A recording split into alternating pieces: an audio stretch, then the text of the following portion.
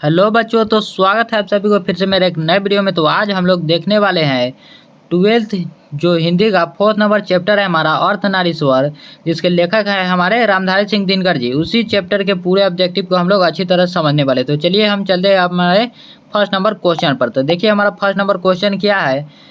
First number question है हमारा अर्धनारीश्वर शीर्षक पाठ के लेखक कौन है। तो अर्धनारीश्वर शीर्षक पाठ के लेखक कौन है हमारे, तो रामधारी सिंह दिनकर जी। रामधारी सिंह दिनकर जी जो है वो अर्धनारीश्वर शीर्षक पाठ के लेखक है। और चलिए अगले नंबर क्वेश्चन पर हम लोग चलते हैं। और देखिए हमारा सेकंड नंबर क्वेश्चन क्या है। तो अपने जीवन के अंतिम दिनों में किसने नारीत्व की साधना की थी। तो अपने जीवन के अंतिम दिनों ने महात्मा गांधी ने नारीत्व की साधना की थी। और ये भी याद रखिएगा कि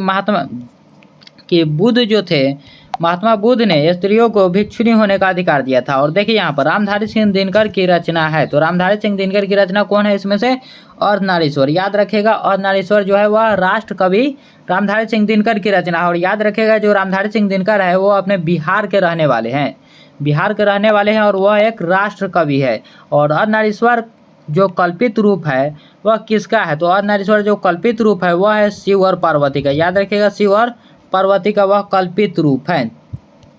और देखिए यहाँ पर जो राष्ट्र कवि रामधारी सिंह दिनकर जी जो रहे हैं वो बहुत ही अच्छे कवि रहे हैं। और उनकी रचनाओं की तो बात ही नहीं की जा सकती कि कितनी भावनात्मक और कितनी अच्छा है, जिसमें उनको पद्म भूषण पुरस्कार भी मिला है। याद रखिएगा पद्म भूषण पुरस्कार भी उन्हें मिला है, ज्ञानपीठ पुरस्कार भी मिला है और साहित्य अकादमी में भी मिला है। तो देखिए यहाँ पर दिनकर जी को निम्न में से कौन सा पुरस्कार दिया गया है, तो उन्हें पद्म भूषण दिया गया। और याद रखिएगा कि उनको ज्ञानपीठ पुरस्कार दिया गया था। उनकी एक रचना है जिसका नाम है उर्वशी, उसके लिए उन्हें ज्ञानपीठ पुरस्कार दिया था। और उनकी एक रचना है जिसका नाम है संस्कृति के 4 अध्याय, उसके लिए उन्हें साहित्य अकादमी पुरस्कार दिया गया था। और चलिए अगला नंबर क्वेश्चन देखते हैं हम लोग ज्ञानपीठ पुरस्कार से। देखिए हमारा अगला क्वेश्चन आ ही चुका है कि ज्ञानपीठ पुरस्कार से सम्मानित रचना है। तो ज्ञानपीठ पुरस्कार जो है वह किस पर मिला है, तो वह उर्वशी पर मिला है। उर्वशी उनकी एक रचना है जिस पर उनको ज्ञानपीठ पुरस्कार मिला है। और अगला नंबर क्वेश्चन है हमारा रामधारी सिंह दिनकर की पहली कविता कब प्रकाशित हुई। तो देखिए यह 2025 में पूछा है। और यहाँ पर देखते चलिएगा, यहाँ जो है प्रीवियस ईयर क्वेश्चन भी है और जो संभावित प्रश्न है वो भी है, ताकि अगर आपसे कोई भी क्वेश्चन पूछता है तो आप एक भी प्रश्न को नहीं छोड़ेंगे इस चैप्टर से। रामधारी सिंह दिनकर की पहली कविता कब प्रकाशित हुई, तो वह 1925 में। याद रखेगा 1925 में प्रकाशित हुई थी। नील कुसुम किसकी रचना है। तो नील कुसुम जो है वह किसकी रचना है, तो वह है रामधारी सिंह दिनकर जी की। याद रखिएगा कि रामधारी सिंह दिनकर जी की जो है नील कुसुम वह रचना है। और यहाँ पर देखिए अर्धनारीश्वर शीर्षक पाठ जो है हिंदी साहित्य की कौन सी विधा है। तो अर्धनारीश्वर जो है शिव और पार्वती का कल्पित रूप, और वह एक निबंध है। इसमें स्त्रियों के बारे में बताया गया है और बताया गया है कि नर और नारी दोनों एक ही तरह की ढली 2 प्रतिमाएं हैं, एक के गुण दूसरे का दोष कभी भी नहीं बन सकता है। और देखिए यहाँ पर किस रचनाकार की पंक्तियाँ है कि बाह पर झूलती हुई जूही की नारी स्वप्न है, नारी सुगंध है, नारी पुरुष पुष्प की माला है। तो देखिए यहाँ पर किस रचनाकार की पंक्ति है, यहाँ पर पूछ रहा है किस रचनाकार की, तो वह रामधारी सिंह दिनकर जी के जो रचना है अर्धनारीश्वर, उसी का यह एक पंक्ति है, उसी चैप्टर का यह लाइन है।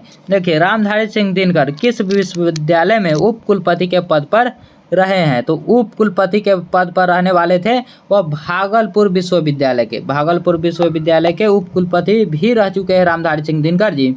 और रामधारी सिंह दिनकर अर्धनारीश्वर के लेखक है। तो यहाँ पर देखिए कई बार एक ही क्वेश्चन को घुमा घुमा कर पूछा जा रहा है। तो देखिए अर्धनारीश्वर के लेखक हमारे रामधारी सिंह दिनकर जी। और अगला नंबर क्वेश्चन है हमारा रामधारी सिंह क्या है अर्धनारीश्वर शीर्षक निबंध में शंकर और पार्वती किस प्रकार का रूप वर्णित है। तो किस प्रकार का रूप वर्णित है, तो वह है कल्पित रूप। याद रखिएगा शिव जो आधा शिव का और आधा पार्वती का, आधा शिव और आधा पार्वती का, जो कि एक कल्पित रूप है। याद रखिएगा शिव और पार्वती का कल्पित रूप। रामधारी सिंह दिनकर का जन्म किस वर्ष हुआ था। तो याद रखिएगा रामधारी सिंह दिनकर का जो जन्म है 23 सितंबर 1908 को हुआ था। 23 सितंबर 1908 को याद रखेगा। 23 सितंबर 1908 को उनका जन्म हुआ था और उनका मृत्यु याद रखिएगा 24 अप्रैल 1974 को हुआ था। आप उनकी मृत्यु इससे याद रख सकते हैं कि जयप्रकाश नारायण जो छात्र आंदोलन किए थे उसी वक्त उनकी मृत्यु हो गई थी और इनकी मृत्यु के समय जयप्रकाश नारायण भी मौजूद थे और इनकी मृत्यु हार्ट अटैक आने के कारण हुआ था। और जब इनको हार्ट अटैक आया था तब उनको 2 मिनट में ही एक हॉस्पिटल में लेकर गया था जिसका नाम था विलिंगडन नर्सिंग होम। ये भी आप लोग याद रखिएगा। रामधारी सिंह दिनकर की पहली कविता पुस्तक प्रणभंग जब प्रकाशित हुई तब वे कितने वर्ष के थे? तब वे याद रखिएगा 21 वर्ष के थे। रामधारी सिंह दिनकर जी जब प्रणभंग प्रकाशित हुआ था तब वे उस वक्त 21 वर्ष के थे और ये भी 2025 में पूछा जा चुका है। देखिए इसी साल का यह क्वेश्चन है 2025 का। नारी तो हम हो करी तब न महाविकार, यह पंक्ति जो है किस किया का विचार, जब जानी मर तब परिहरी नारी पाठ से है। तो यह किस पाठ से लिया गया है? तो यह लिया गया है अर्धनारीश्वर से। याद रखिएगा यह जो है वह पंक्ति वह अर्धनारीश्वर से लिया गया है। नारी और नर एक ही द्रव की क्या है? नारी और नर एक ही, यहाँ पर छूट गया है, एक ही द्रव की ढली 2 प्रतिमाएं है। देखिए यहाँ पर है, यहाँ पर ढली 2 प्रतिमाएं हैं। यह पंक्ति किस शीर्षक पाठ से ली गई है? तो यह लिया गया है अर्धनारीश्वर से। यह लिया गया है अर्धनारीश्वर से। और देखिए यहाँ पर जो है अर्धनारीश्वर शीर्षक पाठ में कौन वृत्त बन गया, यानी कि जो पुरुष है वो बोल रहा है पुरुष अपने आप को तो वृत्त बना लिए लेकिन नारी जो है उसको अपने जो पुष्प होता है उसे बना लिया। नारी को उसने कली मान लिया और जो पुरुष होते हैं वो तो खुद बाहर कुदाल चलाने लगे और वही जो नारियां थी, महिलाएं थी, वो घर के कामों में सिमट गई और जो अछोड़ना पछोड़ना काम बच जाता था वो सिर्फ नारियों का काम बच गया। और देखिए यहाँ पर जो है इसमें हमारा आंसर हो जाएगा पुरुष, जो कि ऑप्शन नंबर डी में है।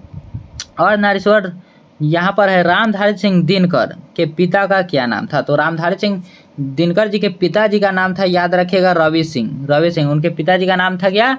रवि सिंह। और उनके माता जी का नाम था, याद रखिएगा, मनरूप देवी उनके माता जी का नाम था। और जो उनकी पत्नी थी उनकी पत्नी का नाम था, याद रखिएगा, श्यामावती देवी किसका नाम था? तो वह रामधारी सिंह दिनकर जी की पत्नी का, रामधारी सिंह दिनकर जी की पत्नी का नाम था श्यामावती। निम्न में रामधारी सिंह दिनकर की रचना कौन है? तो निम्न में रामधारी सिंह दिनकर की रचना कौन है?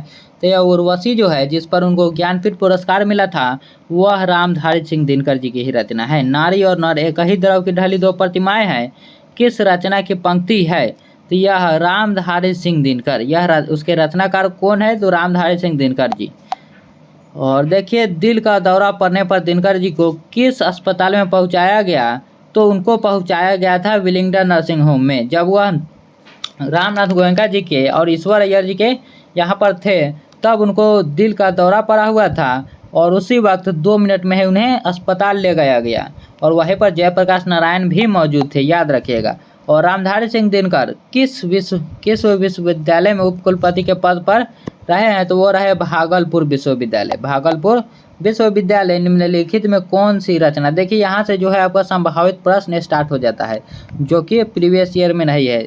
निम्नलिखित में से कौन सी रचना दिनकर जी की नहीं है? तो देखिए यहाँ पर उर्वशी जो है उन्हीं की रचना है, रश्मि रथी उन्हीं की है और कुरुक्षेत्र भी उन्हीं का है, लेकिन जो जूठन है वह उनका नहीं है। और याद रखिए जो कुरुक्षेत्र है यह युद्ध और शांति के लिए उसका लेखन था। उसकी यह जो रचना है कुरुक्षेत्र युद्ध और शांति के लिए लिखा गया था। प्रेमचंद के अनुसार नारी जब पुरुष के गुण सीखती है तब वह क्या हो जाती है? तो प्रेमचंद के अनुसार रामधारी सिंह दिनकर जी उन पर आलोचना करते हुए बोलते हैं कि प्रेमचंद जैसे महान कथाकार भी यह कहते हैं कि जब पुरुष का गुण नारी सीख लेती है तब वह क्या बन जाती है? राक्षसी। याद रखिए राक्षसी। और यहाँ पर क्या है? युद्ध और शांति की समस्या पर लिखी गई काव्य कृति है। तो युद्ध और शांति, अभी मैंने आपको बताया था कि कुरुक्षेत्र जो है युद्ध और शांति पर लिखा हुआ काव्य कृति है। दिनकर किस युग के कवि है? तो देखिए दिनकर जी का युग क्या था? तो छायावाद्योत्तर। याद रखिए छायावाद्योत्तर जो है वह दिनकर जी का युग था। और याद रखिएगा, और आपको अगर याद हो तो बालकृष्ण भट्ट का कौन सा युग था, ये आप लोग कमेंट में जरूर बताइएगा। और चंद्रधर शर्मा गुलेरी जी का भी कौन सी रचना, कौन सी कृति रामधारी सिंह दिनकर की लिखी हुई है, तो कौन सी है, तो वह हो जाएगा हमारा शुद्ध कविता की खोज। शुद्ध कविता की खोज जो है वह रामधारी सिंह दिनकर जी द्वारा ही रचित है। और देखिए यहाँ पर संस्कृति के 4 अध्याय किसकी कृति है, तो संस्कृति के 4 अध्याय किसकी कृति है, तो वह है रामधारी सिंह दिनकर जी की, रामधारी सिंह दिनकर जी की। और दिनकर को किस कृति पर भारतीय ज्ञानपीठ पुरस्कार मिला है, तो ज्ञानपीठ पुरस्कार उनको उर्वशी पर, और साहित्य अकादमी पुरस्कार उन्हें संस्कृति के 4 अध्याय जो रचना है उस पर मिला हुआ था। गांधारी थी, तो गांधारी कौन थी, वह दुर्योधन की माँ थी। अगर आपने महाभारत देखा है तो उसमें आपको मालूम होगा कि गांधारी जो थी वह दुर्योधन की माँ थी। प्रेमचंद थे, तो प्रेमचंद क्या थे, देखिए यहाँ पर प्रेमचंद थे वह थे महान कथाकार, याद रखिएगा, महान वह कथाकार थे। बुद्ध और महावीर ने नारियों को कौन सा अधिकार दिया था, तो बुद्ध और महावीर ने भिक्षुणी होने का अधिकार दिया था नारियों को, भिक्षुणी होने का। दिनकर जी की पहली कविता किस पत्रिका में प्रकाशित हुई, और याद रखिएगा जब बुद्ध और महावीर ने नारियों को भिक्षुणी होने का अधिकार दिया था, वे भी कहे कि अब यह जो धर्म है जितना साल यह चलने वाला था उतना साल यह नहीं चलेगा, यह 5 सहस्त्र साल चलने वाला था लेकिन अब यह नहीं चलेगा। और देखिए यहाँ पर क्या है, दिनकर जी की पहली कविता किस पत्रिका में प्रकाशित हुआ है, तो यह है छात्र सहोदर में, छात्र सहोदर में उनकी जो प्रकाशित हुआ था। दिनकर जी के अनुसार यदि पति विचार है तो पत्नी क्या है, तो पत्नी क्या है, तो वह भावना है। ऑप्शन नंबर सी में भावना है। दिनकर जी का जन्म बिहार के किस जिले में हुआ है, तो याद रखिएगा दिनकर जी का जो जन्म है सिमरिया बेगूसराय बिहार में हुआ है।